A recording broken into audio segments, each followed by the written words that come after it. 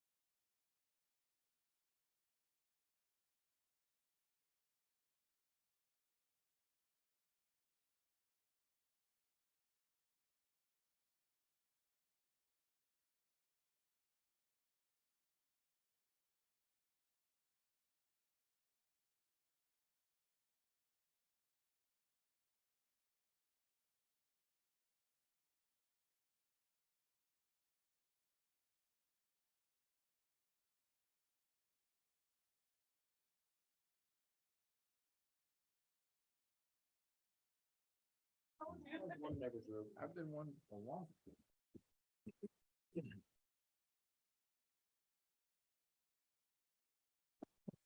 Ready? Okay. Welcome, everybody. I apologize for the late start. But we are adjourning our closed session and reconvening back into open session and ask if Bill would read us out of closed session. I will, Mr. Mayor, members of the council, ladies and gentlemen, who's joining us in person or virtually. City Council had two closed session agenda items, both involving real property negotiations, either the purchase of real property or the sale of real property. The identification of those properties that were under discussion in closed session are included in their APN listings in the city's council's agenda.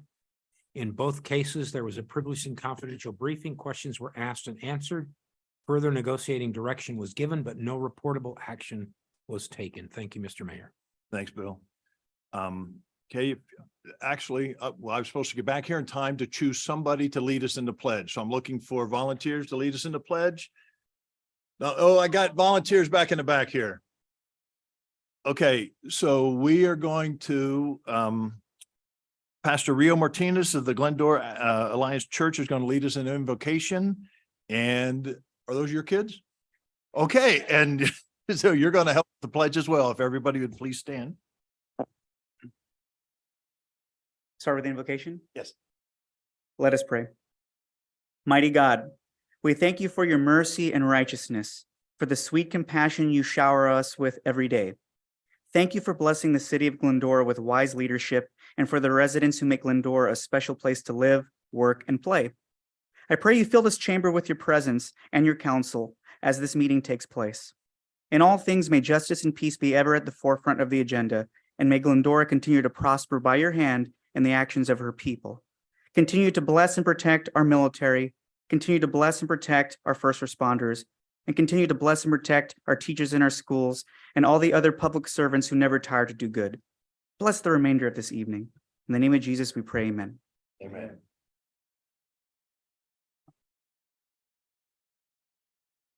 Stand right here.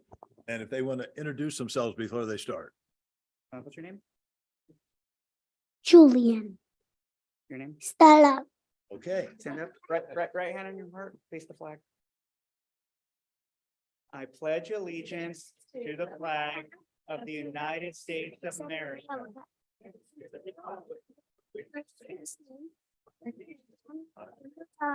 Indivisible, for life and invisible.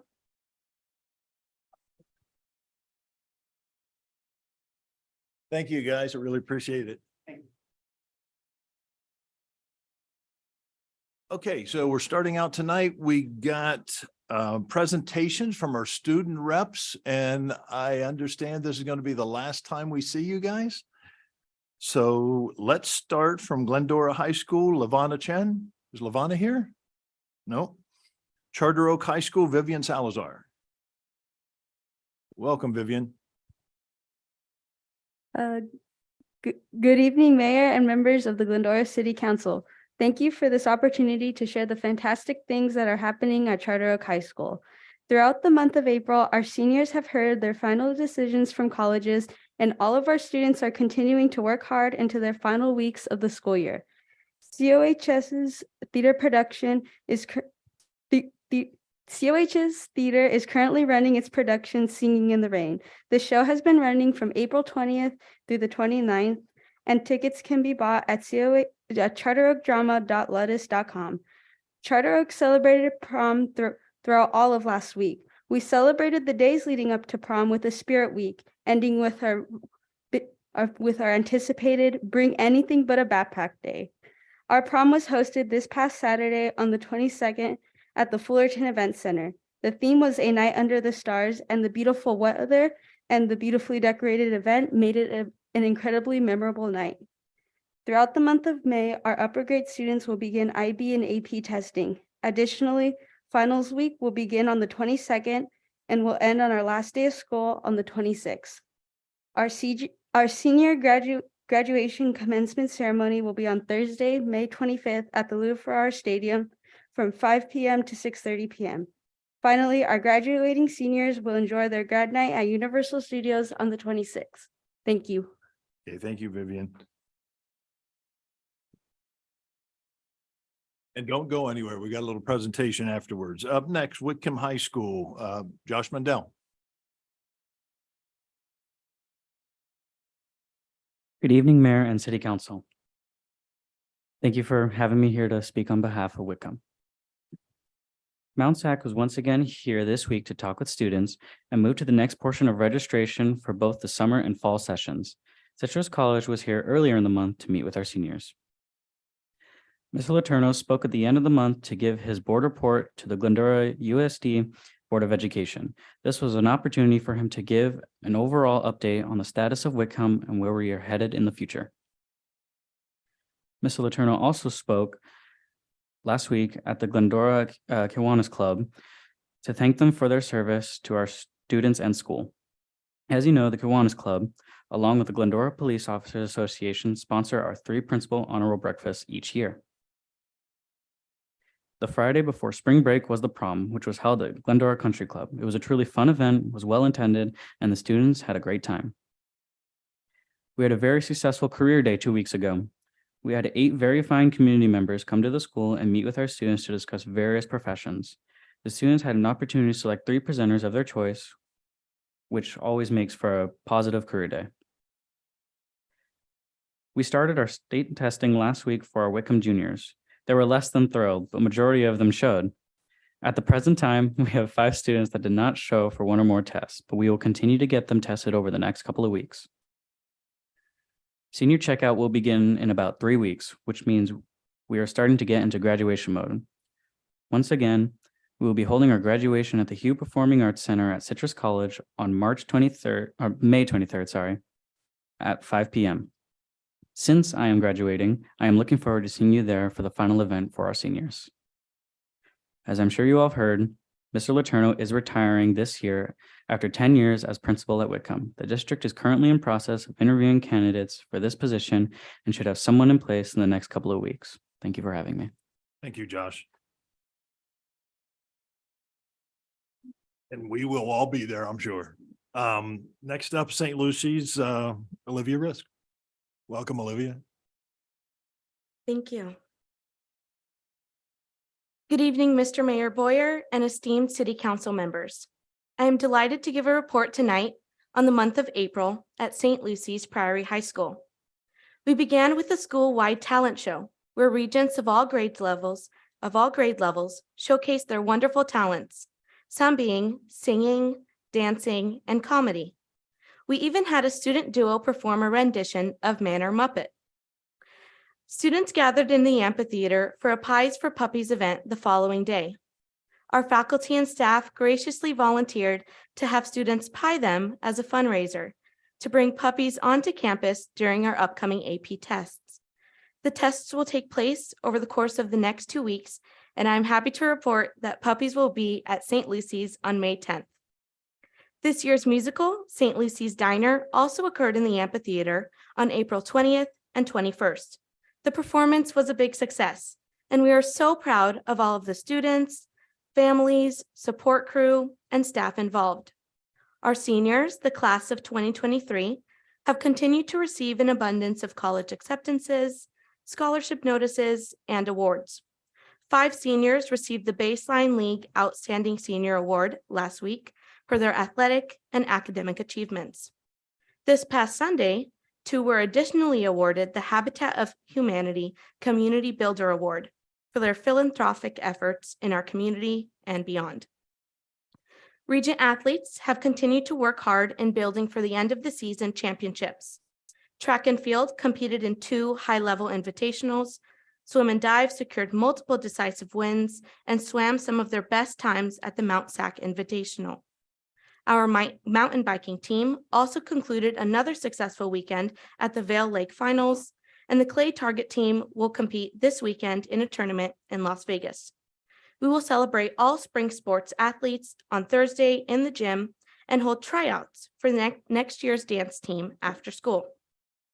This afternoon, the Benedictine leaders put on an Easter Mass, which we celebrated with Father Richard Vega. The gospel and Father Vega's homily reminded us that no matter where we are on our journey, God is with us.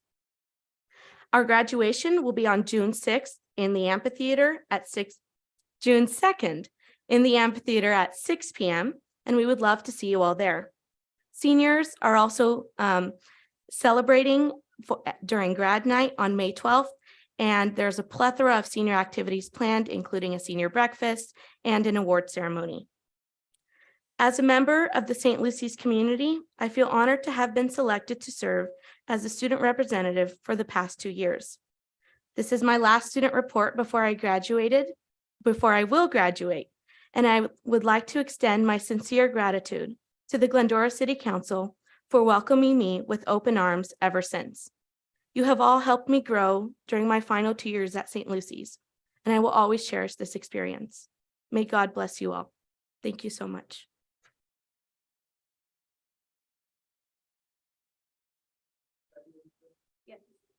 Do you have a succession plan in place? Do you got somebody to replace you next year? Okay. You know, I'm going to, how do we want to do this? I'm going to ask you guys to come up here.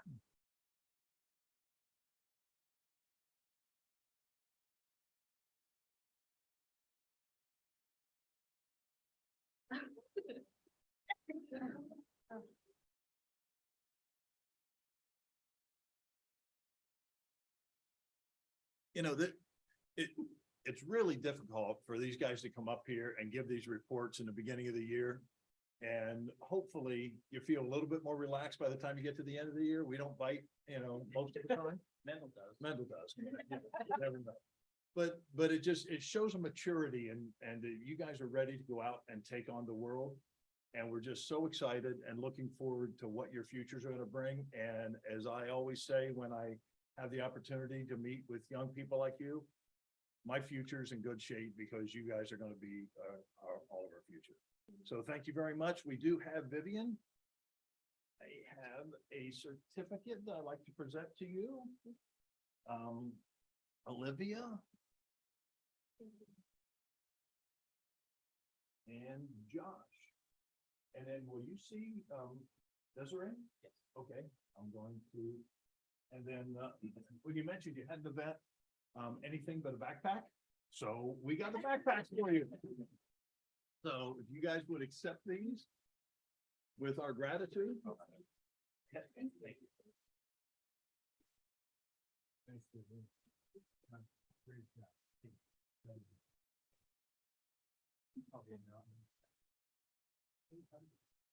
Yes, the first in California. And then come on over here and we're going to get a picture.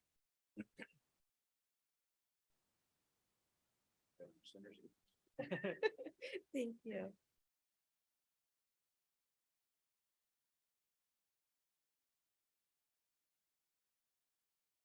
Parents can come on up and take pictures. Yeah. Don't do it.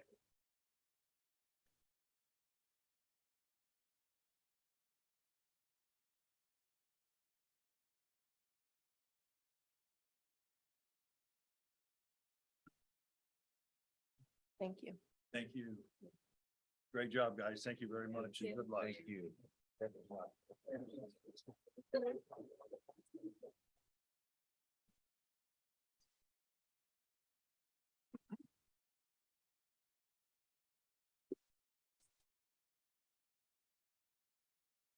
Okay, next up, I printed on 2 sides when I printed everything today, so I got to make sure I don't get out of order here. Does anybody wish to reorder the agenda? Nope. Okay, so next we have public comment. I'll go ahead and open public comment, invite members of the public to address the city council. Speakers are limited to 3 minutes, speaking once on both on and off agenda items. If you're in attendance, please fill out one of the speaker cards if you'd like to speak. Again, when you come up, please state your name, tell us what you want to talk about, and direct your comments and everything to us. If you're participating on Zoom, please use the raised hand icon, and we'll call on you once we get through the speakers in person. Do we have any speaker cards here? I haven't received any. Does anybody wish to come up and speak? We have Okay. none, and I have nobody on Zoom. Nobody on Zoom? Mhm. Everybody's watching the Clippers tonight, Or the Kings. or the Kings. It shouldn't be watching. Nah. Okay, so with that, I'll go ahead and close public comment. And I will bring it back to council members for comments. Michael, you want to start? Sure. Thank you, Gary. So this last Saturday night, Gary, myself, Karen, and my wife went to the Charter Oak Education Foundation, and it was a lot of fun. It was really a kind of a hometown event. They had celebrated induction of Lucille Wright and Jorge Marquez, and they inducted them to their Hall of Fame. And it was just an amazing event. They basically ended up on time. What was kind of the highlight there, if you bottom left, there, that is a picture of obviously Washington School, but at the very end, you can see on the very right, there's a puzzle they presented to everybody on the table. And for the three of us up here, all A-type personalities, we opened up the boxes, wrapped up and everything, we ripped it apart and threw the box off to the side and start into it because it was a race. What we failed to do was grab the box on the opposite side, which we didn't see, was the picture of what we're supposed to make. And so we were putting everything together and it looked like a little upside down, but we didn't know what we were doing until at the very end with about Karen, about maybe 5 or 6 puzzles left. We found the box because someone notified us and we looked at it and our puzzle was upside down. A lot of fun and it was a lot of camaraderie and everything of that nature. So I want to commend the foundation for a job well done. And I'd like to bring up John Aguirre really quick to talk about the Glendora Community Services Foundation, the play to playground for playgrounds. That's going to be on May 5th at 3:30, a golf scramble over at the Oak Golf Course. And I know you sent us a text message today to all of us. I thought maybe it was a cue for me to bring this up tonight, to bring you up, to go and promote it and get more people there. Yes, our Community Services Foundation, we host a golf tournament at Glen Oaks, a 9-hole course every year. It is $25 to play. You get to play 9 holes and we have dinner afterwards and raffle prizes. So you can go to Eventbrite / play for partners, or It is. I'll find it. No, I won't. It's somewhere. yes, so we're there. We already have, we're take 18 foursomes and we're at 13. So we're filling up fast. But come on down. That is our fundraising arm for our community services. They help us with projects and special events. So It is Eventbrite. Yep. EVENTBRITE.com. So thank you. Thank you, John. That's all, Mayor. Thank you. Okay, now I'm out of town when that happens, so I'm relying on the 4 of you to take care of everything? Sure. Okay, look, Mendel. Mayor, thank you. And I just want to say thank you to John and the entire team, each and every one that showed up at Earth Day. It was, in my view, one of the best attended events that we've ever had. It was warm, but it was very well done. And so thank you to everyone from the staff that put in a long day, and just appreciate everything that was done to help us learn a little bit more about how to take care of this earth that we are a part of. And I think it was just a wonderful time. So thank you for that. Gary will be talking about a breakfast that he's hosting tomorrow morning in 12 hours from now. But I wanted you to know that I have tickets. I have 5 tickets and they're $25 each. And, you know, some people think I'm cheap, but I'm willing to give you those tickets free. So if you don't have one and you want to attend, please come and check in and say that you are using one of the tickets that I have. Michael, did you buy yours? Yes, I did. Okay, all right. Well, I just didn't know if you you wanted one. I didn't think you'd give me one. Oh, no, I would. So anyway, I want to support that, and I'm sure that Gary will talk, more about that. Lastly, on Sunday afternoon, my wife and I attended a forum that Karen's church and another group in town hosted. And then there were, I don't know, 60, 70 folks there. And the questions were, what does Glendora mean? And values that we share. And it was an excellent forum. The panel consisted of, 6 folks that did a great job. And there was a lot of takeaways, but the 2 things well, 3 things. We need to get to know each other's story. We all have a story. And I think once we get to know each other's story, we can understand a little bit more about what we are doing. Second of all, we need to listen to, each other. And I think that is a lesson that we need to learn from birth until the day that we pass. And then thirdly, that we need to understand what each other thinks. And by doing that, we can understand how we say things, react to things, think about things. And it was a wonderful time. And I just wanted to say thank you to everybody that was there, the 6 folks that were a part of everything, the fellow that was in charge of it, and his name is slipping, Dr.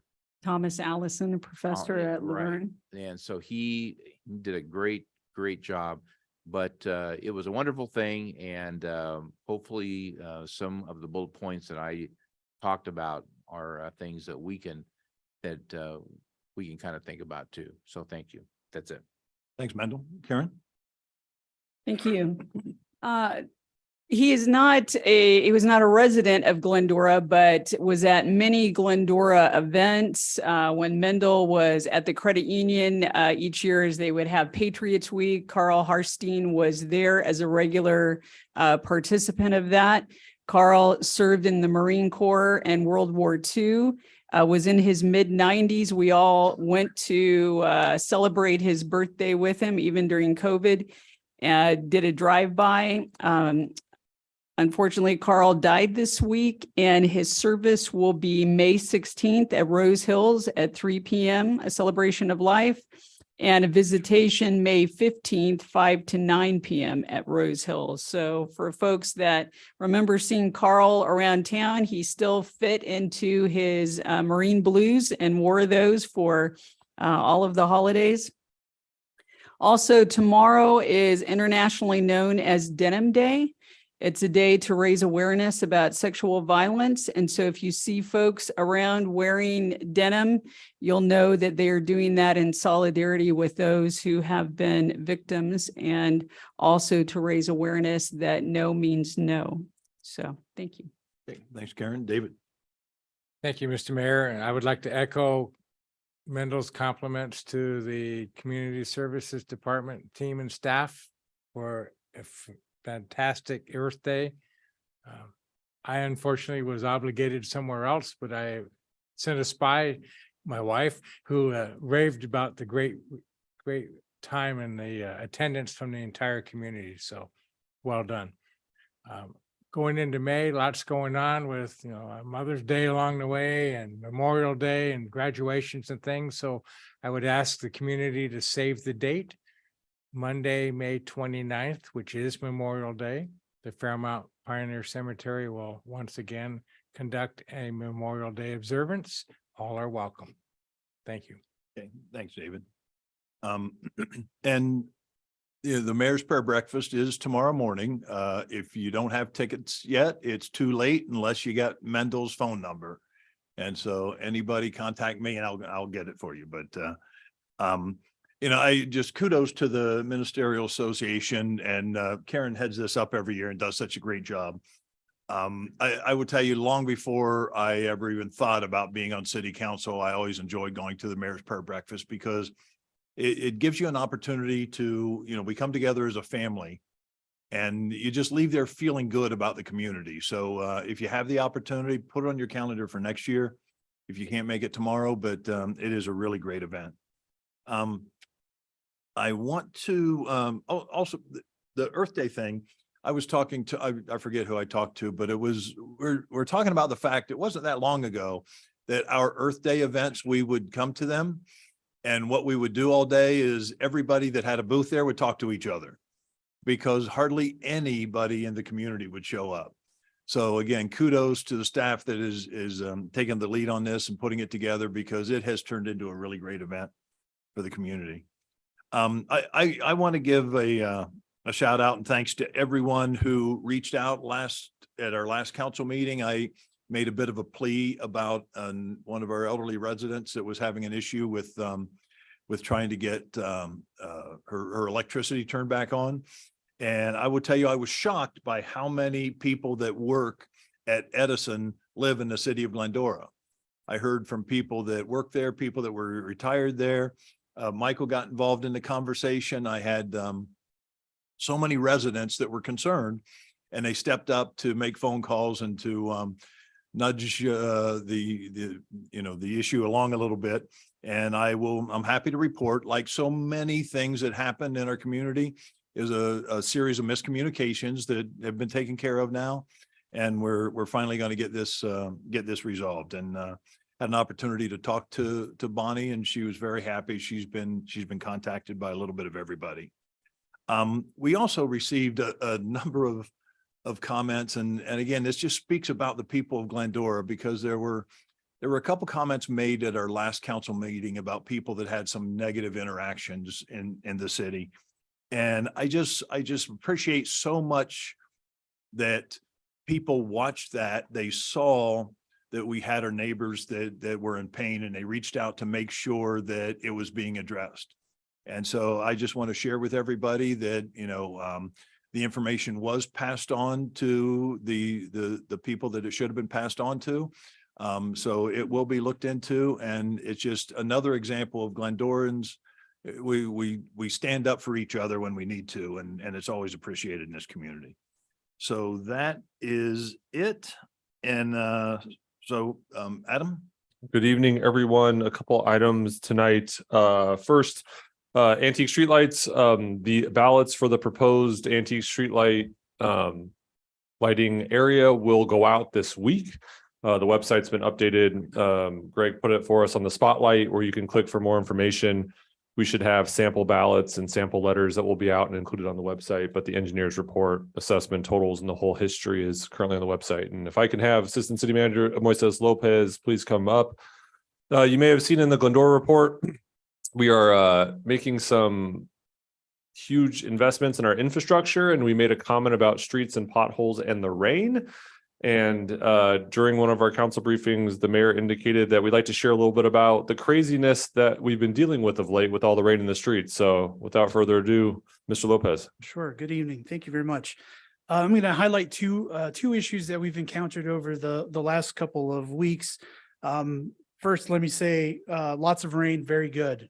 Being in a drought and extended drought conditions, the rain that we have received has been very beneficial. The level of our groundwater basins are continuing to increase.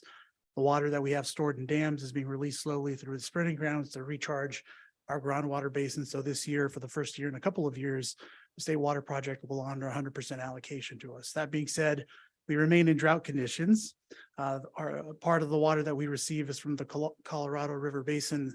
They're still experiencing some severe drought conditions. And so we still have to do our part to be mindful to save water. The downside to lots of water is that it starts affecting our infrastructure in ways that we don't like and that we experience every day. So two examples I'm going to share with you today relate to streets.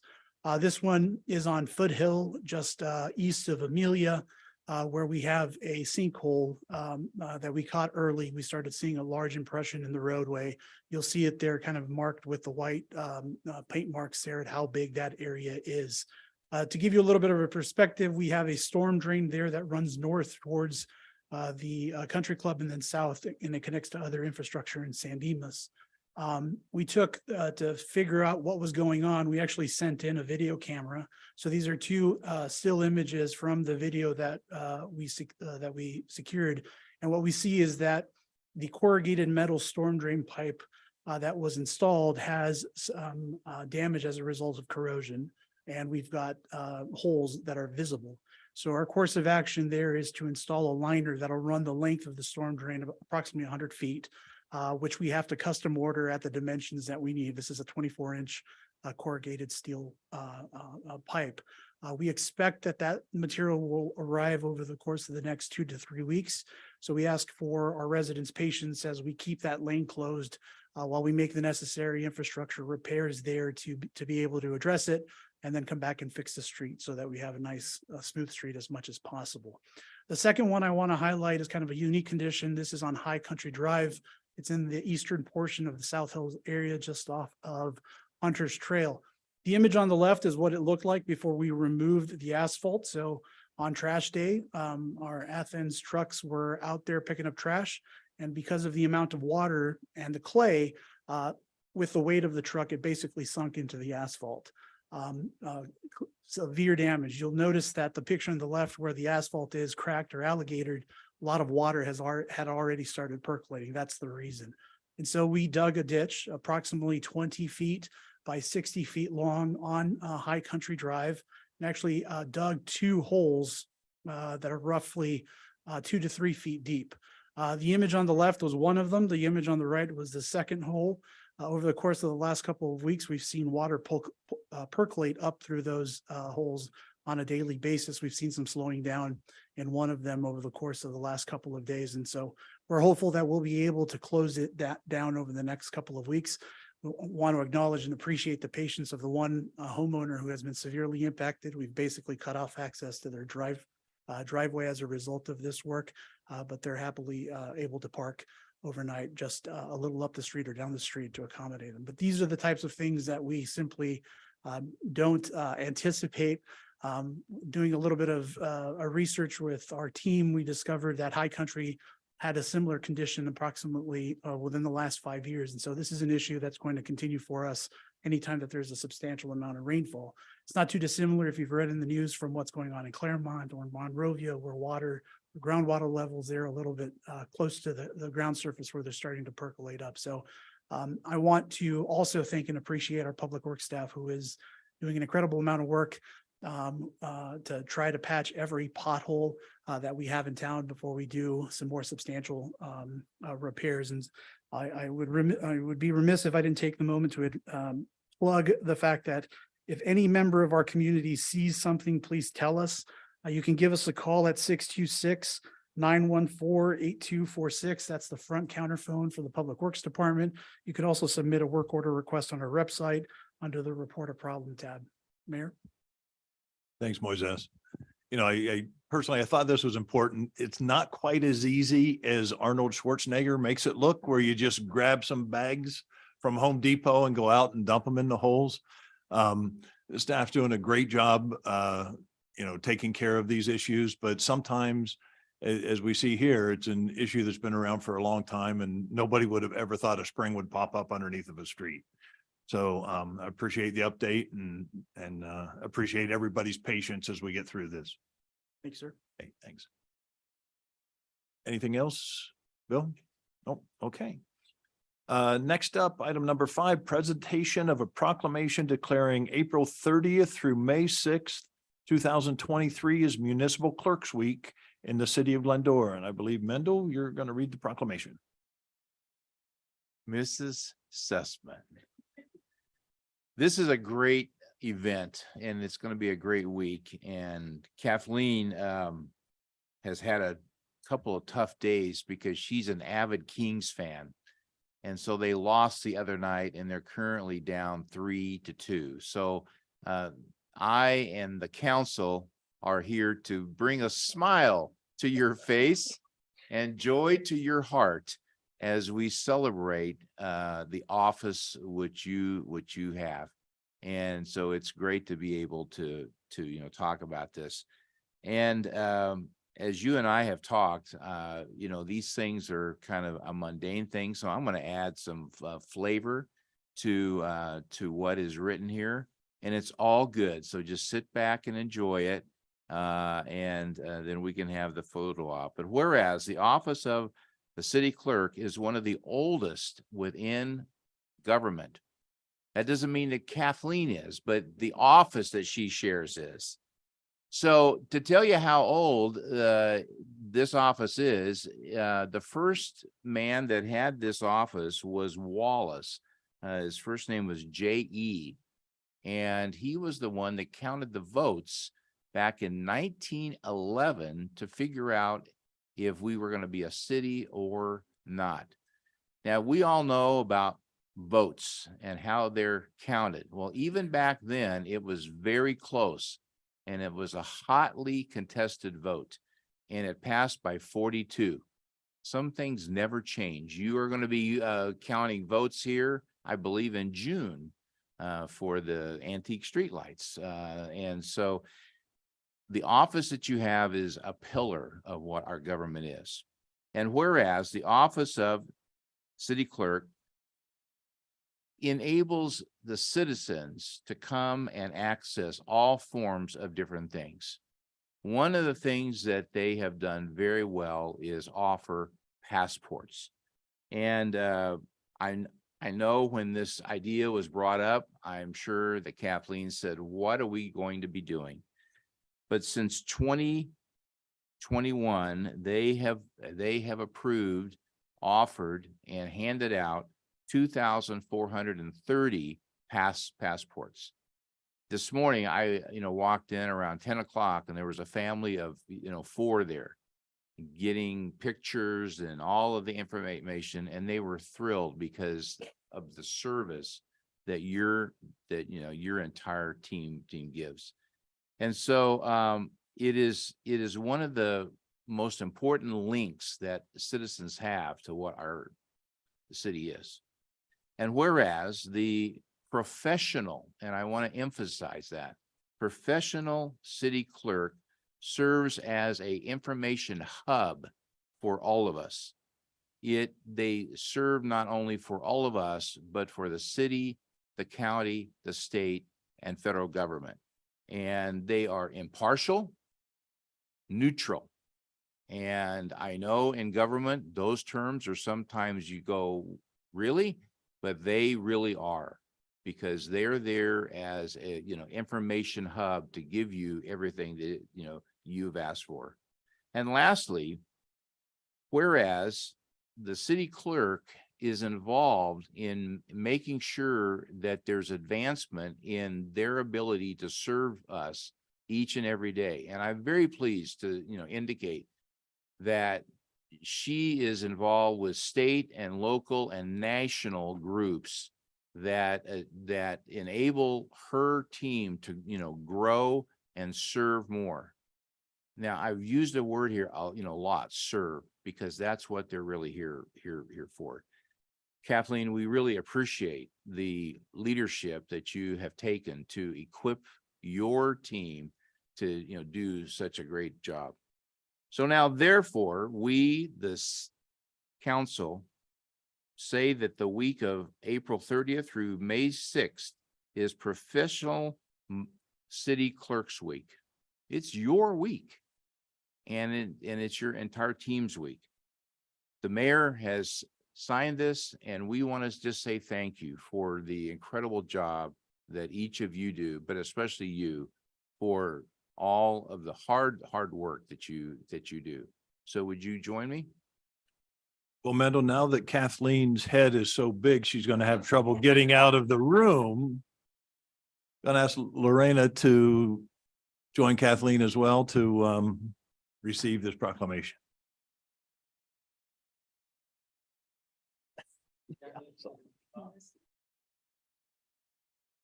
All right. Well, I don't have that power, so. All right, 1, 2.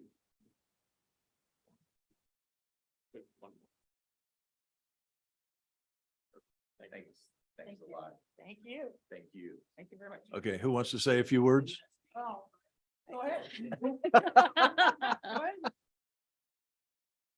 Honorable Mayor and council members, I want to thank you on behalf of the City Clerk's Department for your support as we actually do look at different ways of providing services to the council, boards and commissions, the other departments, and the public. We really appreciate your input. And we definitely appreciate Mendel's enthusiasm for passport services. So that has been quite an adventure, but it has turned out to be a service that the community seems to really be enjoying.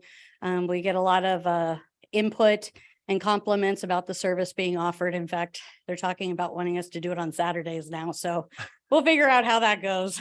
But thank you again for all your support. And again, we're here to provide you with anything you or the public or the departments need. Thank you. Remember, Mendel was mayor when you guys instituted that. Oh, she remembers. Okay, next up, we've got a proclamation and observance of National Library Week, April 23rd, excuse me, April 23rd through the 29th, 2023. David, you're going to read this, and can you puff the library up as much as Mendel just did the city clerk's office? You know, I've had to follow some difficult acts before, but that's a tough one. That's tough. You can do it. It's my pleasure to recognize our city library and staff as this is National Library Week. So whereas libraries provide the opportunity for everyone to pursue their passions and engage in lifelong learning, allowing them to live their best life. And whereas libraries have long served as trusted institutions for all members of the community, regardless of race, ethnicity, creed, ability, sexual orientation, gender identity, or socioeconomic status. Ability falls into my category, I guess, regardless of that. So good. Whereas libraries adapt to the ever-changing needs of their communities, striving to develop and maintain programs and content that are as diverse as the populations they serve and ensure equity of access for all. And whereas libraries play a critical role in the economic vitality of communities by providing internet and technology access, literacy skills, and support for job seekers, small businesses, and entrepreneurs. And whereas libraries are cornerstones of democracy, promoting the free exchange of information and ideas for all. And whereas the Glendora Public Library is an accessible and inclusive place that promotes a sense of local connection, advancing understanding, civic engagement, and shared community goals. And whereas libraries, librarians, and library workers are joining library supporters and advocates across the nation to celebrate National Library Week. And now, therefore, it is resolved that we, the Glendora City Council, proclaim April 23rd through 29th, 2023 as National Library Week. We encourage all residents to visit their library to explore the wealth of resources available throughout the year. And the mayor has fixed the city seal and his signature to this proclamation. And I believe representing the library to receive tonight are two of our commissioners, Commissioner Landman and Tolan. Did I get that right? I didn't get that right. Brianna Chu. Excuse me, I apologize. Brianna is currently the president of the Board of Trustees, and Eric is the vice president. Okay, I think we need to go for coffee more often. And also in the house is our library director, Janet Stone. And I will quote our library director, who often shares that the building is not the library. So remember that down the road in a few months. It's not about the building. It's about the wonderful things that evolve from that library. So I would welcome a comment from any or all, and a photo op, please.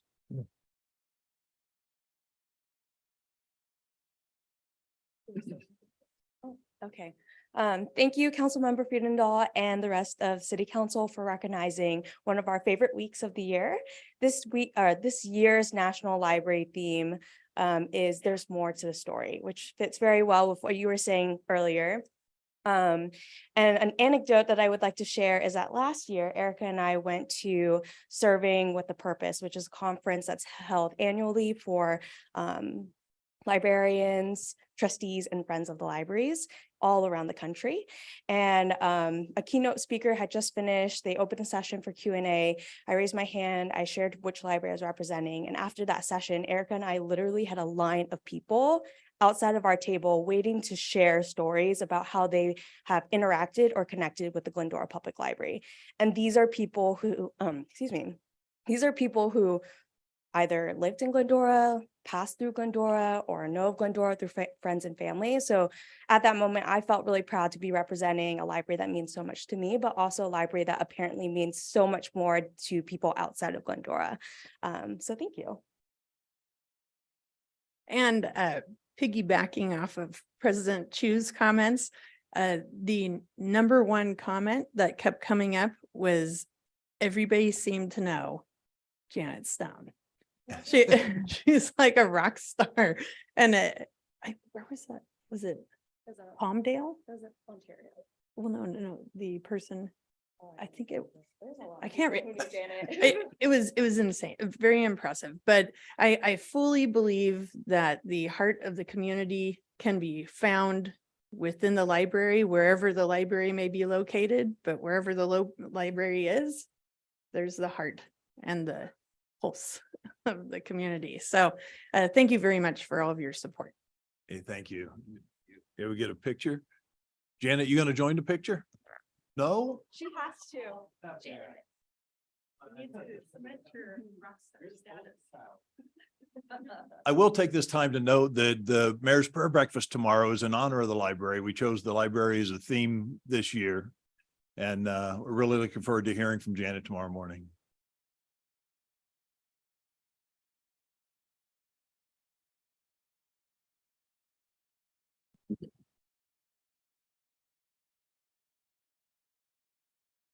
Okay, next up, we have our consent calendar, items 7 through 12. Items on the consent calendar will be enacted by one motion without individual discussion unless a council member would request for an item be pulled from the agenda. Does anyone wish to pull anything? Okay, I have requested that we get a couple comments on item number 9. I believe Stephen Mateer going to talk about our urban trail project. I asked to pull this out and talk a little bit about it because there's been a lot of conversations, and a number of years ago, we thought that funding was in place for the entire project, and it turned out it wasn't. So I think it's important that everybody understands what Stephen's been working on. Thanks, Great. Stephen. All right, thank you, Mayor, and thank you, City Council. So item 9 is a resolution approving our application for recreational trails grant program for the San Dimas Wash Phase 2 and 3. Which is an extension of the trail about 1.5 miles from Sunflower Gladstone, where it currently terminates, to Grand and about Arrow. So really great link through our city from east to west, from Pompey Park down to Grand and Arrow. As the mayor pointed out, we originally had a grant behind the project. Unfortunately, we lost the grant, but subsequent work from staff, we were able to secure additional funding to close the funding gap for that project. The grant tonight allows us to finish the project, to close it out, and leverages our CIP funding that we have. Rivers and Mountains Conservancy is also contributing to the project, and the San Gabriel Valley Council of Governments is also funding the project. So lots of different funding sources to make this happen. And so in terms of updates on the project, we held workshops over the summer and the fall with residents. We submitted 100% plans to the county last week. So now we're going through hopefully our final round of review at the county. It has been much longer than we anticipated, and I think much longer than they anticipated to review this. There's also been additional design criteria imposed upon us by the county, so that has slowed down our ability to submit plans. So finally, we're across that now. We're looking to get our final permits from the LA County and Army Corps, hopefully sometime in the summer. And then due also again to restrictions imposed by the county, we'll have to wait till March to begin construction. So March of 2024 is when we're targeting to start work on the project. Okay, thanks, Stephen. Appreciate all the hard work you've put into making this happen. Pleasure. Okay, with that, and unless anybody had any questions? No. With that, I'm looking for a motion. Already got one, I'm sure. Michael made the motion, Karen seconded, so we're call for everybody to vote. I will now conduct an oral roll call vote. Councilmember Ellis, Yes. Councilmember Davis, Yes. Councilmember Freendall, Yes. Mayor Pro Tem Thompson, Yes. Mayor Boyer, Yes. motion carries 5-0. Okay. Up next, item number 13, City Council Chamber Interior Upgrade Project Update. Believe we're going to hear from Moises again. Welcome back. Unfortunately for you, yes. Yes. You will hear from me. I'm guessing we're not going to get more good news, right? Unfortunately not, no. Waterway has a way of doing that. So our council chambers, we've had a couple of discussions over the last several months about renovating our council chambers. We are, just by way of background, give you a little bit of quick history. The present city council chamber is located on what is the southwest corner of Foothill Boulevard and Vista Bonita Avenue. It was constructed as an addition to the original city hall in 1956 to serve as the city's library. Now, when the library moved to its new facility in 1972, the council chamber was relocated from its original location, which was actually on the second story of City Hall, where the city manager's offices are currently located, to where we are today. And it serves as the primary meeting place of the city council, as well as the city's boards and commissions. The building that we're in totals approximately 2,500 square feet. The actual chamber area totals just over 1,000 square feet. And the remainder of the space serves primarily as offices for the community services department staff. 63 seats can be accommodated within this space below a permissible occupancy, a maximum occupancy of 89 individuals. In December of 2022, we presented the city council with 3 different conceptual layouts that were considered. Those layouts ranged in cost from approximately 2.6 million to 3.6 million. The conceptual layouts would provide for a larger chamber space, a new conference room, more restroom facilities, patio area to accommodate overflow crowds for larger meetings, as well as some additional back office and storage areas. Following discussion in December, the council directed staff to consider a 4th conceptual layout that would hopefully limit costs and include renovations within the existing footprint of the building, so as not to trigger the requirement for the additional restrooms that all of the other previous layouts were requiring. So with that, tonight we are here to present the 4th option, what we call option B. You'll note that the building area remains the same as we're working within the footprint of the existing building, and that the chamber area increases slightly to accommodate ramping and gates around the new dais. That would be the yellow shaded area on the screen currently. Occupancy has also increased largely as a result of adding a patio on the northerly portion of the building towards Foothill, or through these windows here immediately behind me. Seating capacity inside remains relatively the same, but we'd have the ability to add some additional seating and the patio space area. The restrooms would be relocated closer towards the main entrance of the facility, which would be adjacent to a larger lobby space and allow us to provide some augmented customer service ability there. A conference room would also be added adjacent to the council chamber, and office space would remain available for city staff. As we note in your staff report, and as I mentioned earlier, we've experienced a great deal of rain. And while that's a good thing, rain has a tricky way of identifying the vulnerabilities in our infrastructure. And in this particular case, it's been our roof. Unfortunately, the leaks that we've had and experienced over the course of the last several months, they're far more extensive and have been more damaging to the roof than what we originally identified. There is considerable water damage. We've had similar type issues, not just in this portion of City Hall, but also on the westernmost portion of City Hall, and at times there in the second story as well. Those same issues, as we know, we've experienced at length at the library. We experienced some leaks, significant leak in the police department earlier or several months ago. And most recently, we experienced some leaks at the museum building just up on Glendora Avenue. None of these repairs, and I apologize, in the staff report, we included all of this information, but I left out the key part of it, in that none of those repairs were budgeted, as we didn't really expect them. And certainly to the degree that we have seen, I will call my mom later. So taking that into consideration, excuse me, I'm sorry. Yes, she doesn't know that Tuesdays I'm busy. We have three options for the city council to consider. Option one is to proceed with the project after selecting your preferred layout, directing staff to move to final design and contract for award, issue a contract for award for that design, and then find the additional funding to make the project happen. Option two is not to proceed with the project and just simply move the money back into the capital projects fund. And then option three is not to proceed the project, but potentially reallocate it, the existing funding that's available to replace and repair the roof at several city facilities. So taking that into consideration, our final recommendation to council tonight is that you receive, discuss, and provide direction on how to proceed with this project. I'm happy to answer any questions. Okay, thanks, Moises. Bring it back to council. Who wants to start? Mendel, go ahead. Sure. Thank you. This is a lot of work and I'll make this very quick. I am not able to support option D as much as I would like to. I do think that we need to enhance this room. But in light of the damage that none of us knew we were going to get, I think that the better course would be to allocate those funds back into fixing what we need to fix. I would like to at least offer some thought, and others can speak to this, if there was some way to scale back the amount that we were going to spend even on option D, to at least give the room a little bit of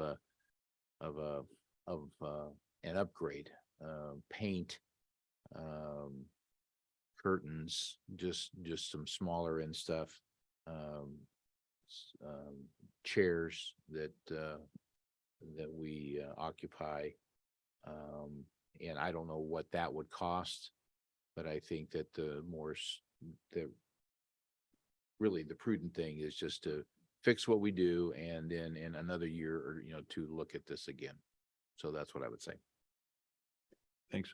Karen? Maybe your mom was calling about a rainy day fund. You just missed out. No, I would agree with Mr. Thompson that given the repairs that need to be made, that I would say for the time being to divert those funds to making the needed repairs, because the roof's only going to get worse. So. David? I'm going to steal from our great library. The building is not the company. So I agree. While it'd be nice to be glamorous, we have some competing communities around us that are pretty, but I don't think pretty gets the job done. But I definitely think we need to make sure we have a good roof over our heads in all of our jobs. So let's go that direction would be my option. Okay, Michael? Barry, Moises, what do you think the cost would be to repair the roofs that you've identified?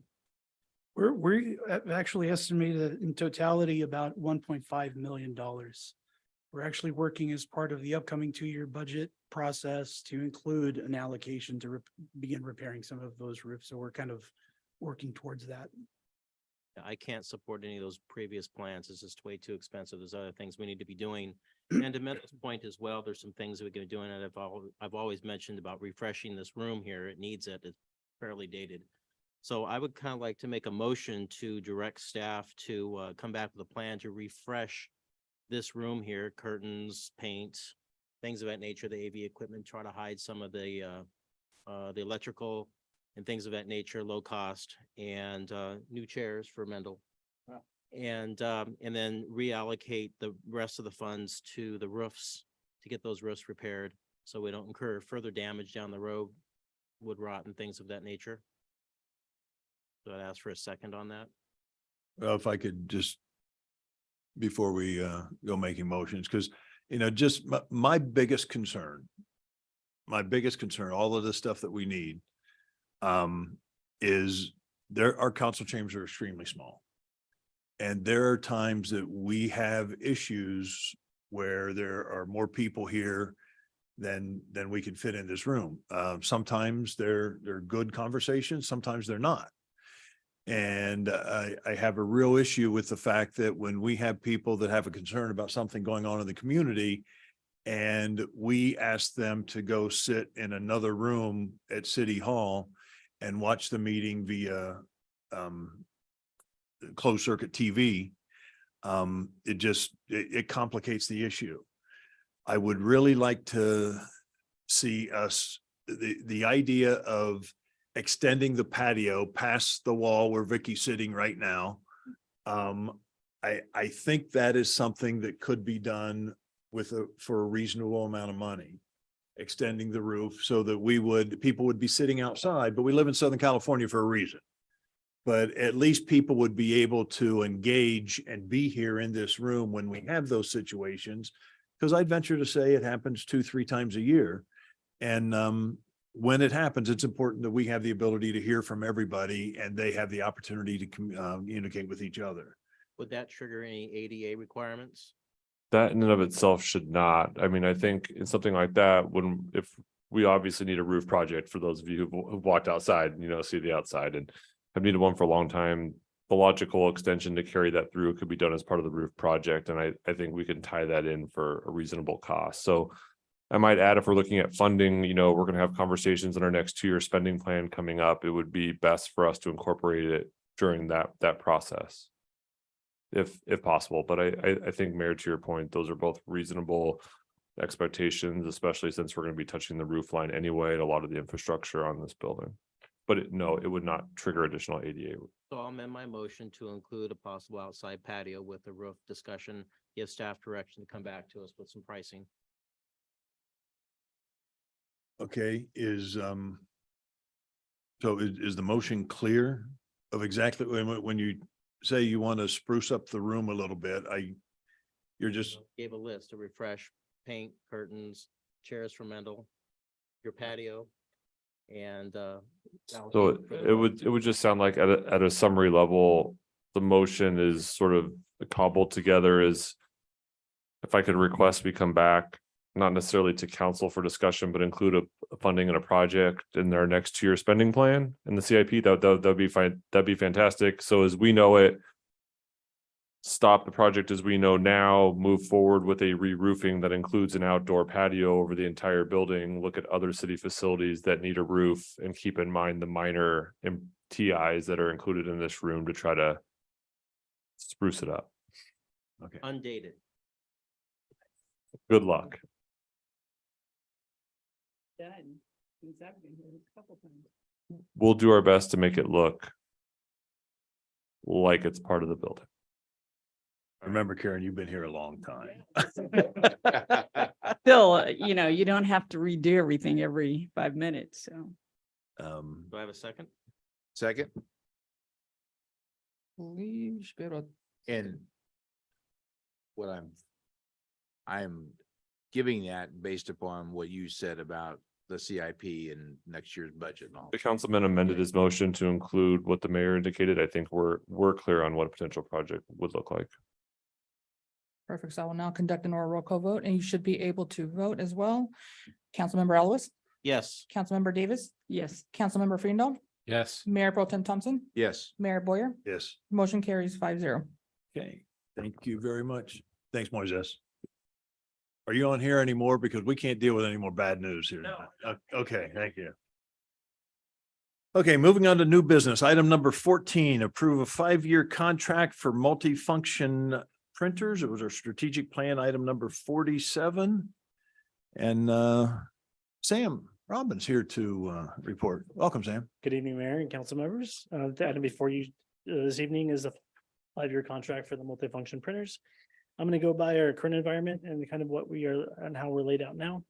We have currently 15 Xerox printers in 5 locations. We have one in the water, 8 in City Hall, 2 in library, 3 in the police department, 1 in the park yard. All of those printers are coming to a contract end with maintenance and toners and all the supplies that come with it.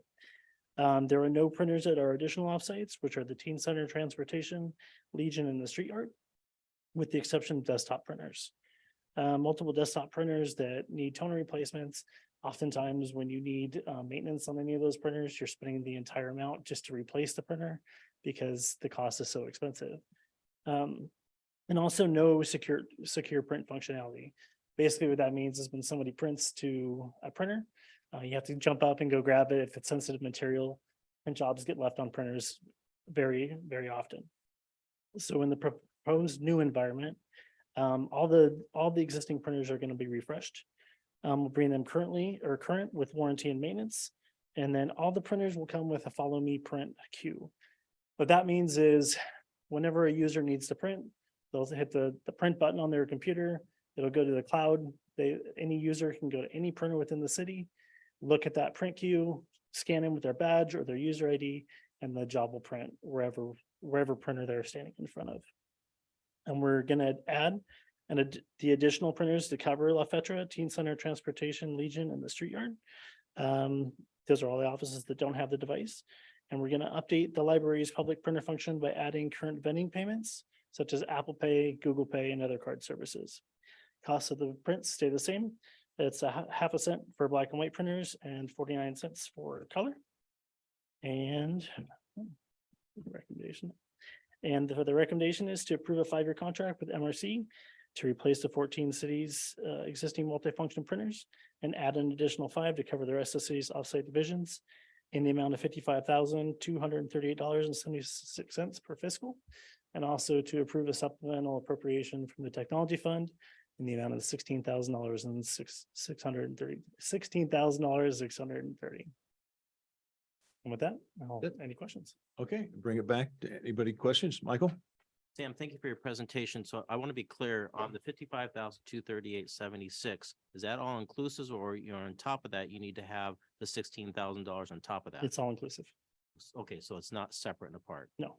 Okay, also on the paper cut software, Mhm. it says reduces waste and things of that nature. Can you explain that a little bit? Sure, with PaperCut, it's the exact thing that I mentioned when people leave their printers or they leave their print jobs on their printers. PaperCut will directly print from that printer, so you're not losing print jobs all the time. The toner waste that comes with those prints that are just left there. Okay. So it causes some efficiency throughout the entire printing environment. This is a 4-year contract? 5-year. 5-year. Okay, thank you. Okay. Anybody else? Any questions?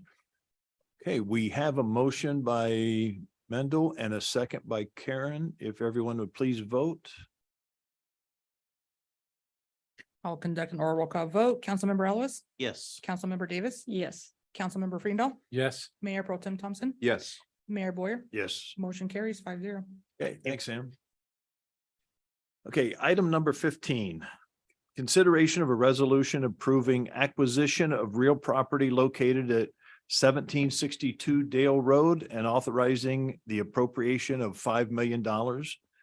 Valerie Velasquez to report. Welcome, Valerie. Thank you, Mr. Mayor, and good evening, council. So we are going to discuss acquisition of real property at 1762 Dale. And I just broke the PowerPoint. There we go. So the property we are talking about is located west of Grand Avenue and north of Arrow Highway. It is on the screen there before you on the map, as well as an aerial shot. It is currently operating. Its last use was as a senior assisted living facility. It is approximately 2.17 acres, and there are multiple buildings on the site comprising 15,071 square feet. Property was built in 1913, 1920, and it is located within the Arrow Highway specific plan under the corridor buffer residential, which allows for 20 residential units per acre. So as I mentioned, the property's last use was as a senior assisted living facility referred to as El Dorado Oaks. We were made aware that the facility owner was looking to close the site, and they wanted to make sure that the property would continue to be available to serve a community need, and they were intending to sell the property. As part of that closure, they were looking to also relocate all their residents. And so the city did approach the facility owners, the sellers, and let them know that city did have a interest in acquiring the property. And so we did begin to negotiate with the sellers. So after an extended amount of negotiating on the property, the terms of the purchase and the sale agreement are as followed, and the draft is within your staff report. So all of the senior residents that were on the property were to be relocated prior to the execution of the agreement. It is our understanding that they should all be relocated by the end of this week. And so we will be asking for council to approve execution of the agreement, but we will wait until we confirm all of the seniors are out, which we expect to be probably early next week. We'll get this executed. There will continue to be perhaps up to 4 employees on the property just to make sure that the property is secure. We will verify that they are out prior to the close of escrow. So this property as a senior facility did have relocation obligations under the State Department that they are licensed with. They will ensure that they relocated all of their residents according to their relocation obligations. The city as well will have some relocation obligations, and the seller will need to cooperate with us in providing the information that we will need. The property will be acquired under the threat of eminent domain for public use. That provides the seller potentially with some benefits. And we'll have a due diligence period of 45 days, and the close of escrow will be within 90 days. If everything is clear on both ends, we can possibly do sooner as well. And the city will be paying the closing costs, which includes any commissions. Let's see.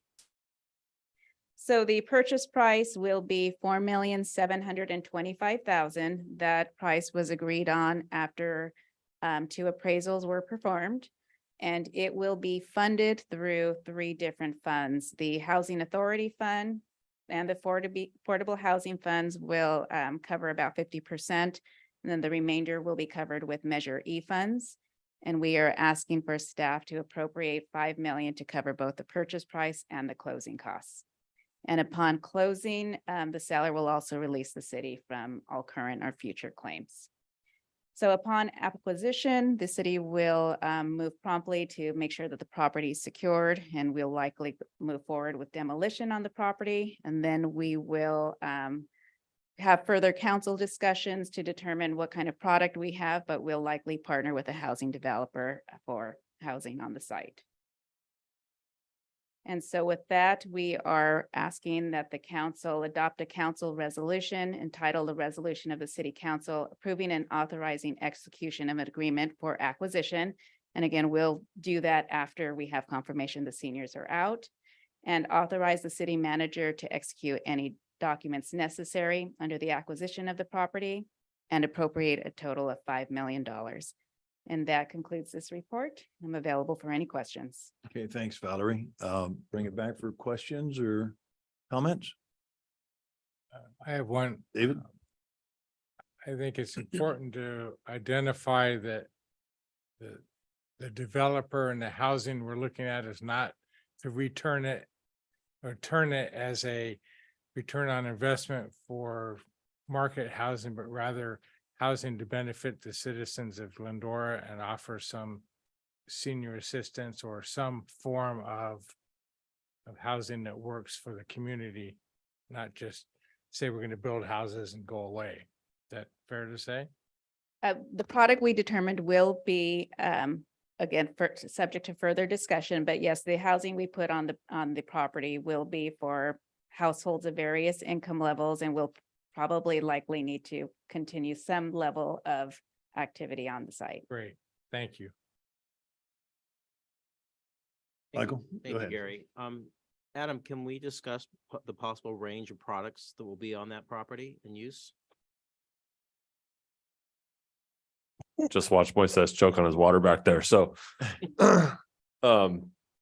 sure. So anytime the city acquires property and currently it's zoned for a higher range of residential than a single family neighborhood. So the city obviously knows homelessness is our number one issue with our community. And so we're looking at this property as a way to find a project to, as we talked about, all levels of affordability, but also a component to help out some interim housing beds to help out the system. As we know, the rules exist in dealing with not just homelessness, but also a carrot and stick approach, which the council has really taken to. It's doing the right thing for our community by providing housing opportunities on both a short-term and a longer-term basis to get individuals to move through the system. Debbie and her staff, and John was here, and Moises have done a great job about working with LA CADA or LACADA, adding some additional resources and doing cleanups really to help provide a better quality of life for our community, but also help those Glendorans in need. And so this project, while nothing is determined yet, will be subject to a lot of public conversations and disclosure about how we move forward. So first things first, we need to secure the site. We would need to demo the buildings there so we don't have any other interim housing sites that people are not paying for at that location. But this is a really big and important step in the community where city council is taking an active step to address the number one concern of our community, not just our current community survey, but in 2019 as well. And so while we're making strides, this project, we all hope, enables the city to take even the next stride in dealing with homelessness, quite frankly, and providing opportunity for other affordable housing in town that's done in a manner that's supported by the city council and our community. And you and staff have been working on ways of funding this beyond just the general fund, correct? Possibly? Yeah, when it comes down to funding, I think it's fair to say, Valerie, that homelessness and affordable housing is the most complex form of public financing there is. It's not uncommon for there to be 10 different sources.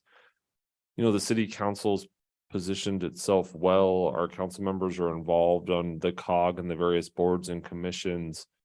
There, the county has provided, its support to us, in this project to try to find ways to ensure ongoing support. Inevitably, we don't want to take away money from one service and apply it to another, but we must address the most pressing need in our community. The fact of the matter is, we spend a lot of resources on homelessness in this community one way or the other, whether it's cleanup or staffing resources, additional overtime services, that it's largely going to be a redirection of some of those resources to help achieve the goals that will be set forth by the council. I'd just like to also add that the Ms. Lopez is doing an amazing job out there, and I can't wait for her to get her van.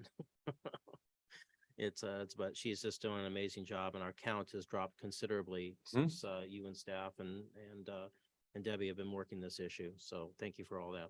Thank you, Gary. Mendel? Mayor, thank you. And I've been in this chair for 8 years, and this has been something that we've been talking about since then. And Karen, I'm sure, can add the years that she's set here, and knowing that we've looked at every conceivable thing that we can do to take care of those folks that need help. And I think 2 or 3 things I'd like to say. One, the city has heard you, and it may seem like we haven't heard you, but the surveys that Adam just talked about are really read and create a pathway for us to do things. And this has really been a well thought out plan. Valerie, thank you for the excellent report. And I think that adds to that. The other thing I'd like to say is that everybody has their own story, as I said about an hour ago. And we need to take care of those people that have a different story than ours. And this is an attempt to give our staff a tool that they don't have now. The officers that are out there 24/7, they interact with these folks, many of whom are from our own town here. And this is going to give us a better way to help them get back to where they want to be, because I think that most of them do. And I just want everybody to know that I support this. I support and what staff has done. I commend the insightful work which they've done, and appreciate the conversations that the five of us have had to sort through the options which are out there. And I believe that as Adam has said, this is a very important thing. Cities are going to look at us in a different way. The county is going to look at us in a different way. And I think that that's a really, really exciting thing as we use the ability which this property will enable us to, have to really help folks. So thank you. Okay. Karen, you want to? It's about time. Thank you to you and to all the staff for working on this. And finally, let's do it. Okay, appreciate that. I just want to add, we don't have a plan in place yet. And sometimes you think, okay, you might be putting the cart before the horse, but the property became available to us. And so it was important that we secure a location, because there's not a lot of locations that are available. And so by the time we figured out what we might want to do and then try to find a property that would fit within that plan, it would just prolong this even more. So what we're doing tonight is we're just securing the property. So we're not, we don't have the plan in place of exactly what we're going to be doing with it yet, but it's important for the residents to know that, this is our first step in finally addressing the housing for the homeless that are in our neighborhoods. Hopefully be able to expand even a little bit more past that with some affordable housing for others in need. But once we have the property, and thanks to some good planning from past council and reinvestment in the community from the residents here, we have the ability to do this and to finally make something happen. So we're not quite sure 100% what next steps are, but this is the first step, and we look forward to continuing this journey and trying to make it happen as quick as possible and getting a good product out of it. So unless anybody has anything else, we have a motion to approve by Karen, a second by David. If I would ask everybody vote. I will now conduct an oral roll call vote to approve items 1, 2, and 3. Councilmember Ellis, Yes. Councilmember Davis. Yes. Councilmember Freendo, Yes. Mayor Pro Tem Thompson, Yes. Mayor Boyer. Yes. Motion carries 5-0. Okay. Thanks to everyone involved. With that, we come to the end of our agenda. Anybody got anything to add here at the end? Oh, Michael? I just want to add on to what kind of what Melissa said about rain, just to give some statistics. Back in November 21, 2018, our water tables at the basin was 169.4 feet. That was the lowest recorded. The highest recorded was July 20th, 1983 at 295.3 feet. As of April 21st, we're at 221.4 feet of water, the water basin, and growing. Thank you. Okay, good news. Anyone else? Adam, Bill, anything? Okay, more good news. The Clippers are ahead 74-69 with 9 minutes left in the third quarter. And how about? It's done. Oh, okay. With that, we are adjourned at 8:30.